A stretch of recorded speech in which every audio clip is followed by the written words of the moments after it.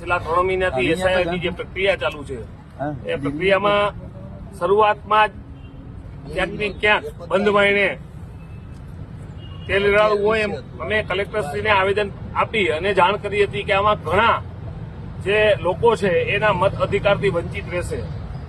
આ કોઈ પ્રક્રિયા નથી પણ ષડયંત્ર કહી કે ચૂંટણી પંચે સરકાર સાથે હાથ મિલાવીને પાટલા બાઈને ષડયંત્ર રચ્યું એમ તમે જોવો છો. છેલ્લે ડિસેમ્બર 15 થી જે ફોન નંબર 6, 7 ને 8 એ પ્રક્રિયા ચાલુ થઈ અને એની છેલ્લી ડેડલાઇન 18 જાન્યુઆરી હતી. એ સમયમાં વધારો કરી અને 30 જાન્યુઆરી સુધી કરી. અમદાવાદ ખાતે 3 જેટલી વિધાનસભામાં અચાનક 2 દિવસમાં 10,000 ફોર્મ 7 નંબરમાં જે રિજેક્ટ કરવામાં આવે છે, જેના નામ કમી કરવામાં આવે છે, એને લઈ અને ગુજરાતભરમાં એક ચર્ચા છે. બધી જગ્યાએ સ્થિતિ આ જ છે.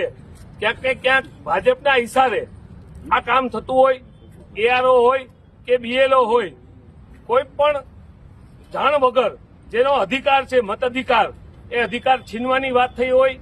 કોંગ્રેસ પાર્ટી હંમેશા જનતા માટે લડતી હોય અને આ પ્રક્રિયામાં પણ જનતાનો જે અધિકાર છે એ જનતાના અધિકાર એના મતરૂપી છે. એના માટે કોંગ્રેસ હંમેશા રોડ ઉપર છે અને આજે પણ સમગ્ર ગુજરાતમાં જે ધરણા અને આવેદનપત્ર દેવાના છે. આજે જામનગર શહેર જિલ્લા કોંગ્રેસ સમિતિના આગેવાનો સાથે કલેક્ટર સાહેબને જે આ પ્રક્રિયામાં જે પાટલા બાયણે ભાજપ સરકારના ઇશારે કામ થઈ રહ્યો છે ના થાય અને જનતાનો જે મત અધિકાર છીનવાઈ ના જાય એના માટે રોડ ઉપર ઉતર્યા છે.